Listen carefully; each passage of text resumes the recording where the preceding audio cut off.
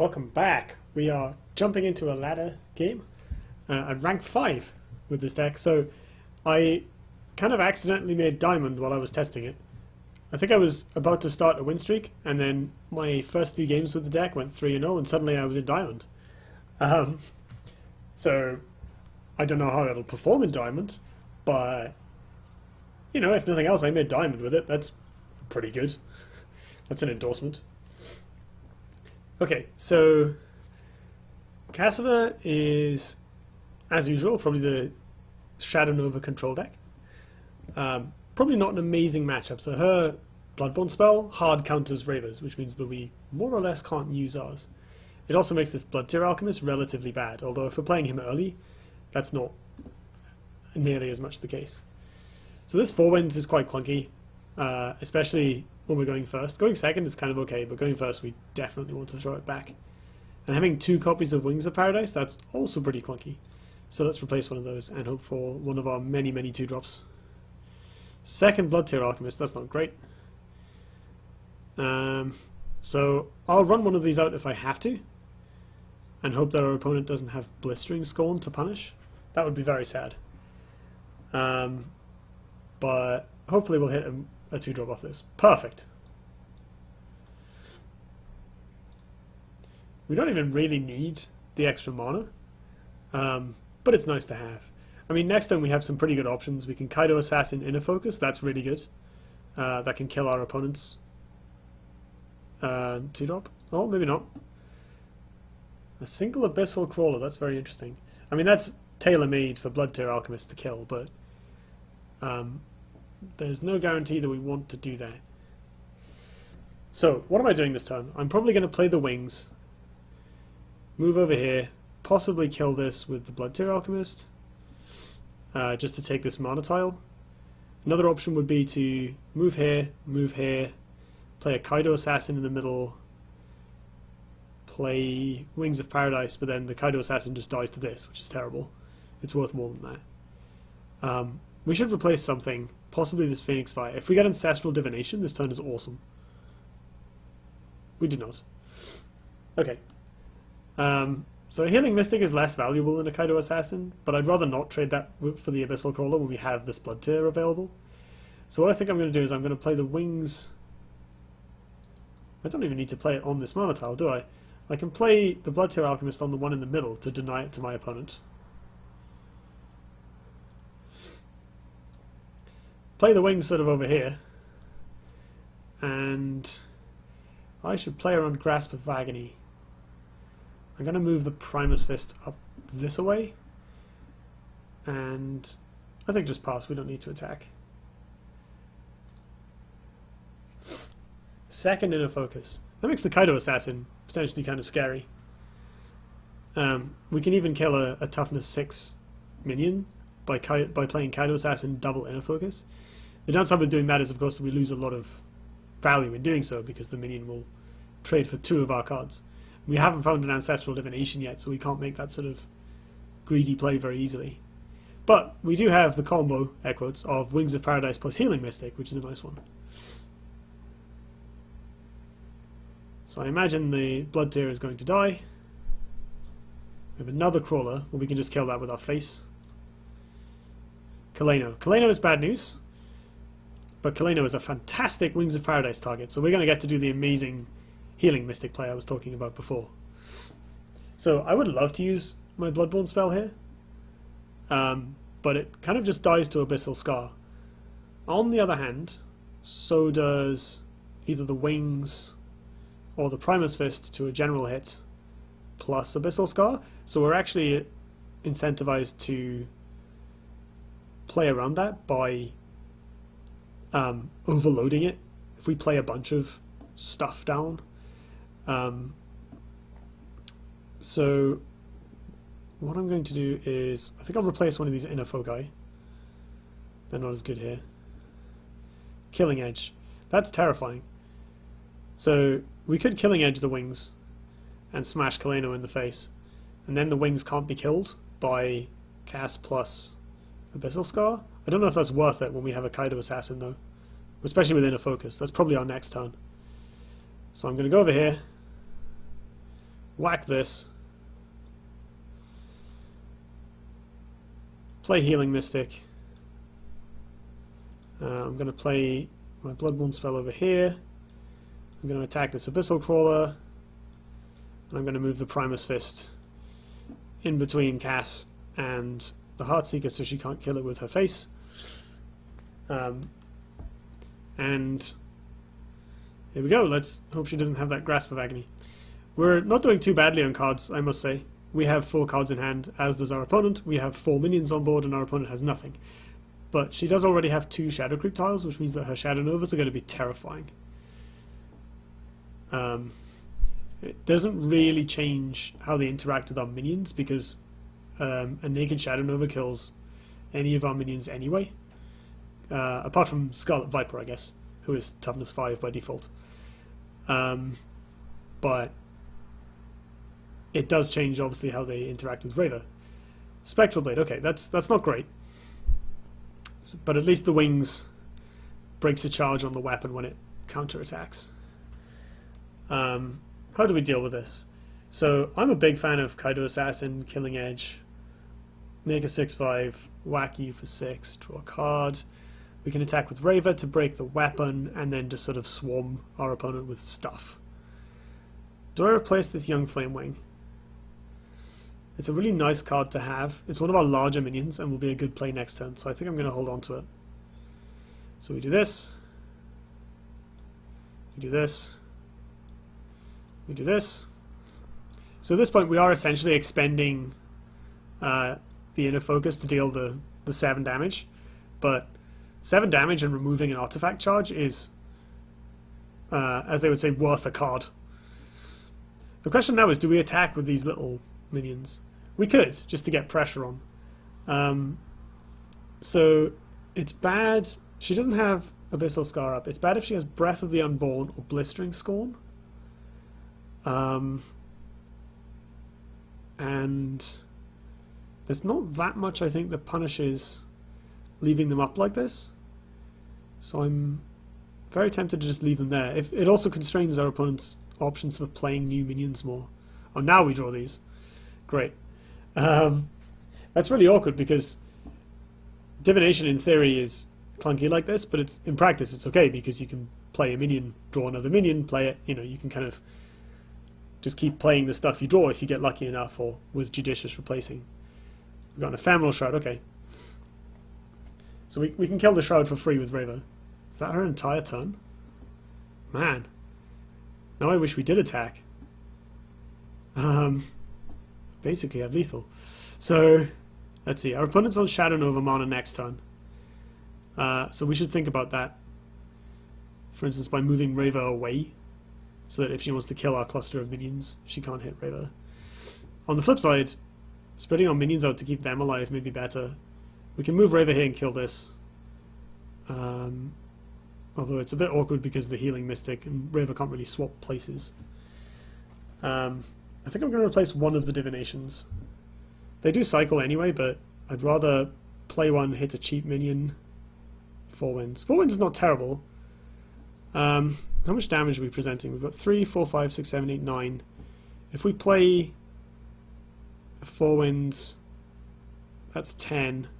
And the 4 wins, our opponent will have to choose between the 4 wins and anything else when it comes to Shadow Novaing. So we can kind of run Raver away first. Does mean we don't get to kill the Shroud so easily. So we can run this away instead. I'm going to go here, kill this, attack, move in here, attack again, play this, play this. I'm just going to leave the divination where it is because we can use the extra mana next turn from this mana tile. So Shadow over here is okay. She can kill the 4 Winds Magi and the Healing Mystic, which is possibly the best use of it. Or she can do other stuff, which it looks like she's going for.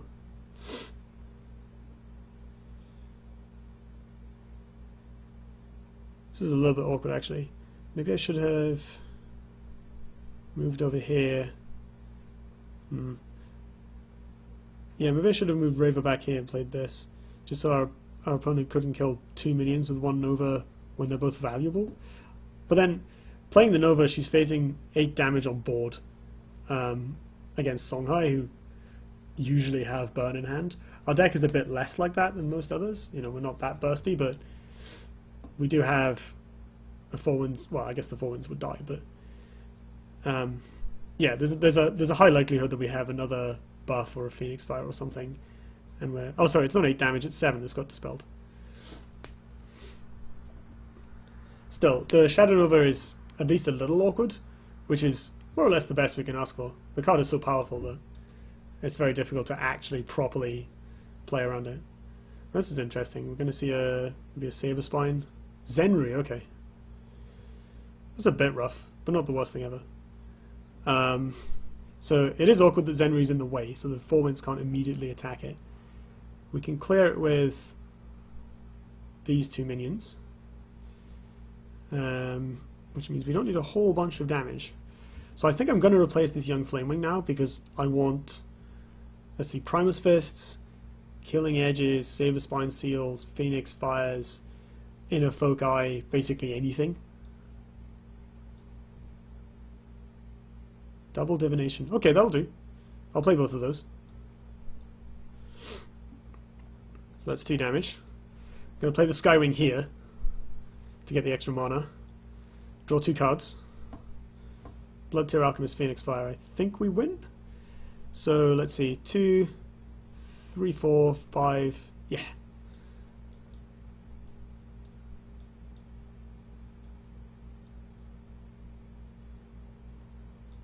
Bye.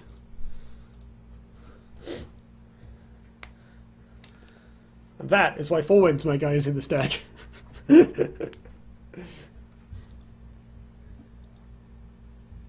Ooh, what I get? Foil Phoenix Fire. Get in.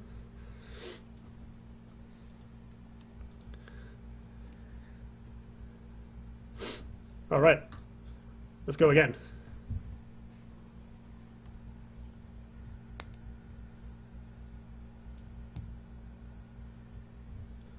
It's a very interesting last turn my opponent had. Ping the 2-1, Zenri the 2-3. The hand must have been rubbish. Like, I was kind of afraid of a Primus Shieldmaster or something. Even Shadow Novaing the 2-3 and the 4-4 would probably have been better. Although I guess the plan to block access with Zenri so that the 4 winds Mega couldn't attack Cass in the face. I guess you prevent more damage immediately the way that she played there, because she's killed one of my minions that would have attacked her, and in theory neutralized the other 2 anyway. But of course it's so dangerous to leave up a 4 winds Magi. I mean, you're not going to see it used to its fullest potency in this deck. We only have 1 of them, and we're not running that many spells. But okay, what have we got here? So Sarge is scary because Sarge has the Blast artifact, which means she can try and kill our Skywing from miles away. However, the Wildfire Ink is 3 mana, so she can't play it turn 1. She can play it turn 2 and then Blood Tear Alchemist to kill it, which would be very bad for us. But I think we just got to cross our fingers and hope that doesn't happen. In fact, if she does equip Wildfire Ink, we can... No, we can't.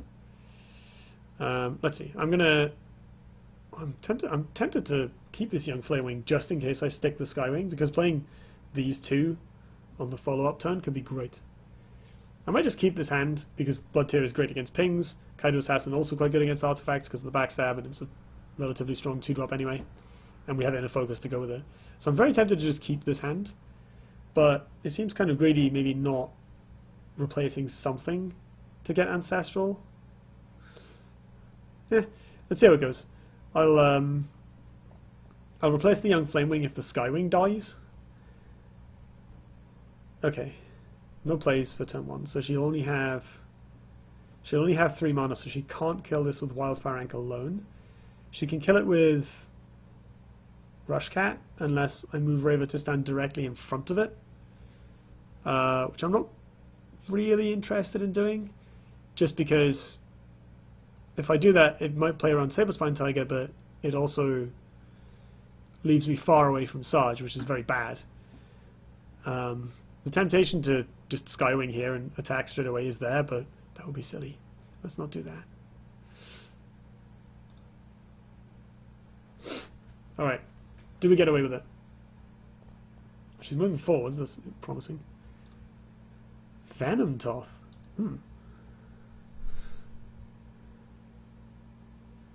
Okay. That's interesting. So, options. We can't backstab this because Sarge is in the way. How very cunning. We can play a Flame Wing of sort of in the corner. We won't do that much, but we can do it. We can move Skywing over. We can go, Skywing goes here, run out something in the corner. In fact, we can do better than that. We can move Rave up here, play Kaido Assassin there, play the Young Flamewing in the corner, and trade Skywing and a general hit for the Venom Toth. So we take 6 doing that, which is a bit rough. Let's replace this Ephemeral Shroud, because I don't think Dispelling that's a good idea. Wings of Paradise. Okay, I think I'm going to do that. Like, I think playing 2 flyers is just too good. I'm going to play the slightly larger one in front of Sarge. It's a bit harder to get rid of. So yeah, this hurts. Whatever. Deal with it. Gotta do what we gotta do. Okay. Hand is now kind of mediocre, so we'll probably be replacing and hoping for an Ancestral next turn. But our board presence is great. We're going to see here. Oh man, if she has Wildfire Rank with a Psionic Strike, that does kill this. Okay, that doesn't spell Wildfire Rank to me. This could be a Starfire Scarab or something. I guess if she does do that, we can kill it.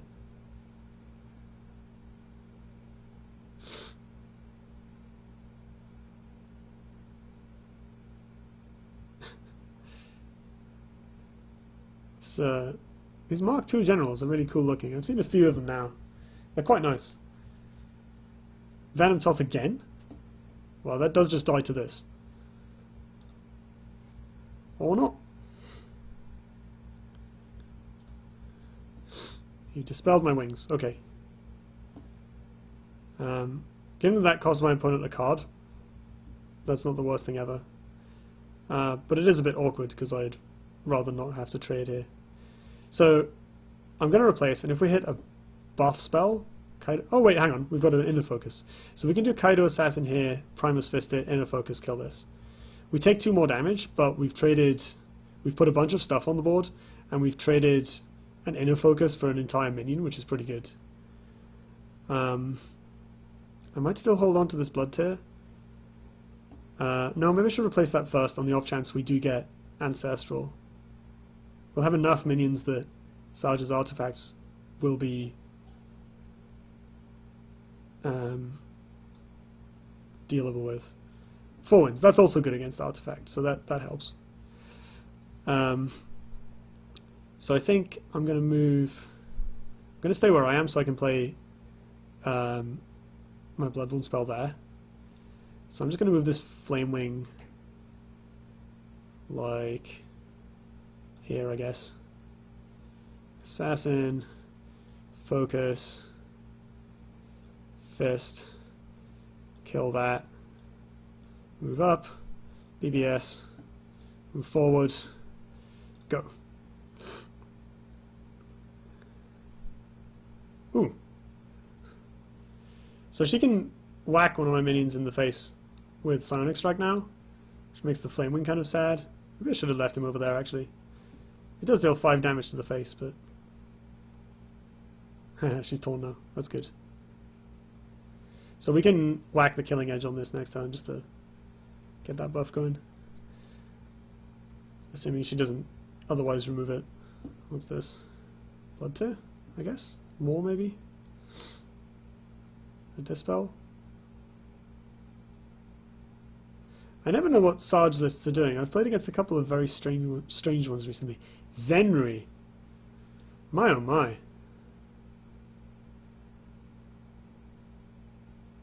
That's strange. That was not what I was expecting to see from my opponent. So I sort of want to hold on to this 4 wins because I want to I want to gain life, but I'm not entirely sure what I'm supposed to be doing with it.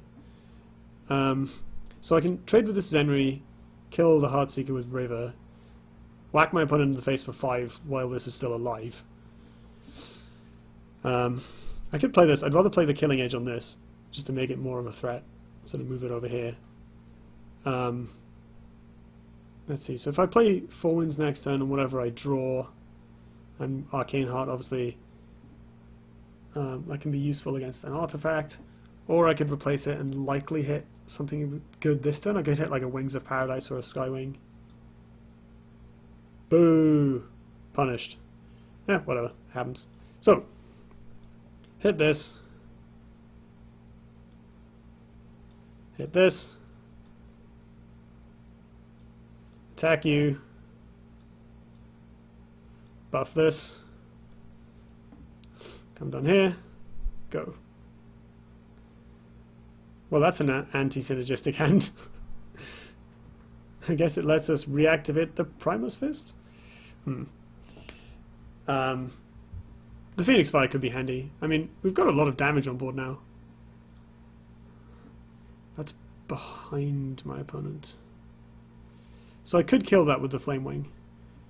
I don't think we have a way of killing my opponent now. Let's see. So if I kill this and hope she doesn't play another one, or dominate Will, this Kaido Assassin, that could be really bad. How much damage have we got? We've got 7, 8, 9, 10. This is too far away and we can't inner focus it. We can inner focus this, that's 11. I might replace this Flame Wing despite it being great. Although I don't think we can manufacture 7 damage out of nowhere. If we get another Killing Edge and we can make a Killing Edge Arcane Heart Seeker, that'd be amazing. Actually, maybe I should replace the Phoenix Fire, because I'd probably rather have the Flame Wing. Double Flame Wing, okay. That's not amazing. Let's play you over here. I'm not sure whether I should kill this Imara or not. Like, I guess, maybe?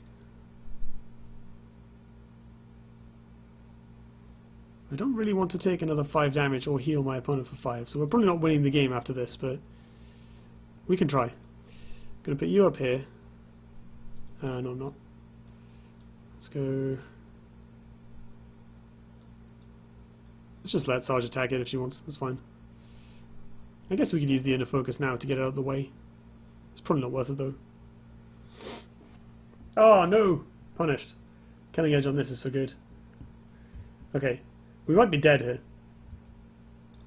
Another Imara. Oh, that's rough. We can Killing Edge it again. But the Imara has Provoke, which is a little unhelpful. So we need to dispel pronto. Let's replace you. Bother. I guess this does keep us alive, in some sense. We can kill Imara Healer with this, which is about the best option we have. We can move this in, so we can play 4 wins over here, move this over, trade it, and weep bitter tears. She's going over here, you're going here. Killing Edge. We are officially no longer dead on board. Bash you for 5. I'm going to go over here. I think I'm going to attack. I think I'm going to go for the inner focus on this to play around like Saberspine Tiger or something. And might as well shoot her. Okay, neither of those do anything. 10-7. Star's Fury. Yeah, that'll kill us. Alright. It's okay, no need to show off.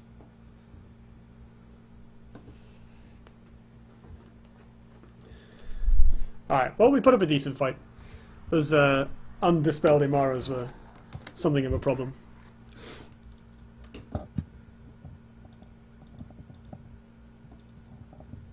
Possibly I should have held on to my Ephemeral Shroud much earlier in the game. Possibly I would have if I'd remembered that Imara Healer was a thing. You very rarely see Vitruvian on a ladder nowadays, and I don't own Imaras myself, so I just kind of forgot about it. Alright, so I promised a sweet replay. And this will make up for not seeing Ancestral Vision in the last game. Or indeed until the 11th hour in the first one. So this hand is basically what we signed up for, right? We've got a Skywing. We're going second, so we can play it straight away. We've got a Divination. We've got a couple of 2-drops. We've got a removal spell, which is useful against Vanar 4/3s. And these cards are nicely interactive. You know, they both synergize quite well with Skywing. So I think I just keep this entire hand, if I recall.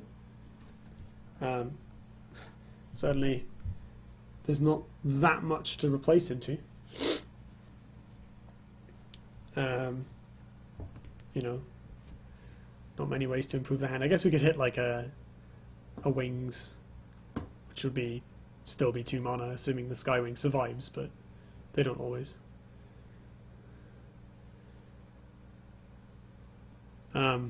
So the plan here is to hope my opponent leaves enough mana tiles alone that I can play out all of this stuff. And this Borean Bear moving forward, that's pretty good for us. So the Crystal Cloaker is played oddly defensively here. I guess my opponent just wants to get value out of it and not have it die. Chromatic Cold on the Skywing is a bit sad. But, you know, we've got a 3-1 left after my opponent used the premier removal spell, so, you know. So the replay is being a bit fast here, but we've cast Ancestral Divination, and we just get to go off. We've got 4 mana. We're going to get a 5th from this. This is 4 mana after casting Ancestral, thanks to Raven moving onto the mana tile. So we're just going to splurge out a whole bunch of stuff. Killing the Borean Bear for free. Landing a Primus Fist for sadly not much value. Landing a Healing Mystic to repair Skywing so it doesn't die to Fae, although the Blood Tear obviously will. And drawing a whole ton of cards in the process. So now we have a massive board. Our opponent doesn't have all that much. So in retrospect, I massively should have played this Healing Mystic there. I kind of forgot about my opponent's Crystal Cloaker. Which allows her to... Oh no, I lie. I was playing her on Warbird. I shouldn't have played it here. So the opponent comes up and the Crystal Cloaker gets to kill the Healing Mystic for free, which is quite sad. The Blood Tear Alchemist dies as predicted. That's fine. And down comes a Fenrir Warmaster. So the Warmaster is quite sad because it can easily trade with 2 of my creatures. So right now, to trade this board, I have to lose all my stuff as well. So the advantage I got off the early Ancestral has been kind of mostly mitigated. I've still got more cards in hand than my opponent, despite her having just drawn. And obviously it's now my turn, so I have the initiative. But it's a little bit sad that I don't get to massively capitalize on that huge swing. This is not a terrible hand though still. The Saberspine isn't doing much, but we've got some decent plays to make. So I play the 4 Winds out the way, because 4 Winds is really good. Just that little bit of extra life gain, extra damage is really handy against Vanar and a lot of other factions. I guess it would have been nice to draw an Inner Focus here to move the 1/1 out of the way. And possibly in hindsight I should have played it down here so that Faye kind of had to split her attention between it and the 4 Winds. As it is, she can come up here and then play something next to the Four Winds to interact with it, like a Dispel, for instance. But instead she returns it to my hand, which is not very good for her, I guess. So this gives me a nice bit of essentially card advantage. She's spent a card to not do anything. It means that she's safe from some enormous burst combo next turn, which is maybe reasonable. And sometimes you just got to get rid of a Four Winds Magi, especially as Songhai have lots of things like Killing Edge, which can make it a big threat. So it's not necessarily wrong of my opponent to do that, but putting our opponent in a position where they felt they had to do that, that's fantastic for us. And obviously here we just get to replay it, blow up the Crystal Cloaker, and now we're ahead again. Both on cards and on board this time, we're quite significantly ahead on cards. So that early Ancestral, you know, it didn't look like it won us the game, but we played a massive board. Our opponent made some reasonably advantageous trades, but we drew 3 cards for 1 mana, so that didn't matter so much. And now they've been forced to play awkwardly around our Four Winds Magi, owing to presumably not having, say, a Cryogenesis in hand. So this Hearthstone is a bit odd. Presumably the opponent is planning on attacking the... Oh, no, man, she kills it with Warbird. Yep, I can remember that thing. So yeah, actually the Hearthstone is pretty good. The opponent takes 4, but she gets to kill the Four Winds Magi sort of for free. Obviously I get to kill the Hearthstone myself. But so she's taking 4 damage and I'm taking 3, but her Bloodborne spell deals me damage, so that's actually okay for her. But she doesn't get to do anything else that turn. So now I can play Divination and start spamming out the board again. We get a Wings. We get a Primus Fist, which I play in front of me to block off access to my face, because protecting your life total is valuable against Fae.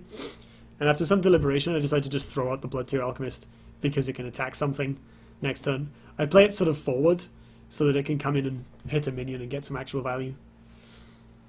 And now we've got a massive hand still, and a really nice board. So, opponent is also able to reload with a 2/4 that draws 2 cards. Much easier than our efforts with Ancestral Divination. It requires a lot less setup. But is a bit less focused. And now we have a flying minion, we have a Killing Edge, Wings is a 5/3, the 2/1 is blocked, but we have another Blood Tier in hand, and all of that spells lethal. You see the potential of these flying units, you know. If that was any other minion, the opponent would be alright. You know, we'd have to use something like a Mist Dragon Seal to get in for lethal damage, which we're not running because we don't need them. Instead, our flying units can just do it by themselves, and they carry Killing Edges really, really well. So I really enjoyed that match, both because it was interesting, it was quite interesting to play. You know, I realised in retrospect that I made a few small positioning mistakes that could have improved my odds, but you know, I was pretty much on top for the whole game, just thanks to those Ancestrals drawing me so many cards. You know, I think each one drew me 3, which is insane. Again, 1 mana draw 3s, powerful enough to be banned in Magic, Magic the Gathering. So imagine they're you know, porting that into Duelist. It's the exact same reason as Rite of the Undervault captivated me last week. You know, when you maximize the impact of that card, it does absurd things. And that, I felt like that game was a nice demonstration of it. It's quite rare that you're going to get to go to Magical Christmas Land with the turn 2 Ancestral Divination for 3. That's quite difficult. You know, normally drawing that many cards requires a lot of mana, and it just so happened that our opponent let us get the mana tiles in such a way that we were able to. But it is entirely possible. The dream can happen. That was my first game with the deck as well, so I couldn't have asked for a bigger endorsement. You know, I finished that game feeling like, wow, on top of the world, this deck is awesome. It's going to win everything. It's amazing. Yeah, I'm definitely a fan.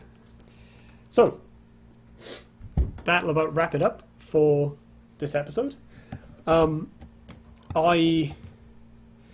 So my original plan for all your basics was to do an episode with each faction, which I've now done. And so I think rather than trying to do one of these every week and running out of ideas, burning myself out, I'm going to go somewhat easy on myself, but I would love to come back and do more of this sort of content in the future. So I'm going to call this Series 1, which is quite... I have a series now. That's awesome. That's really exciting for me personally. Like, I'm happy with that. I may...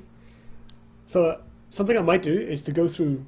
I might do a wrap-up video that goes through my existing decks as well as the decks that I've built in the course of the series, and just sort of compare them and talk about them in the same mid-range combo, control, aggro kind of terms that I introduced the rest of the decks with, and describe, just briefly how I built them and what were the inspirations. Some of them came about like this deck, where it's like, I want to build a deck in this faction, or hey, there was a moment where I realized I owned 3 Flash Reincarnation and 3 Kujata, which are Magma's cards that make expensive minions cheaper and damage them. This is before Blistering Scorn came out and everyone started playing Amplification.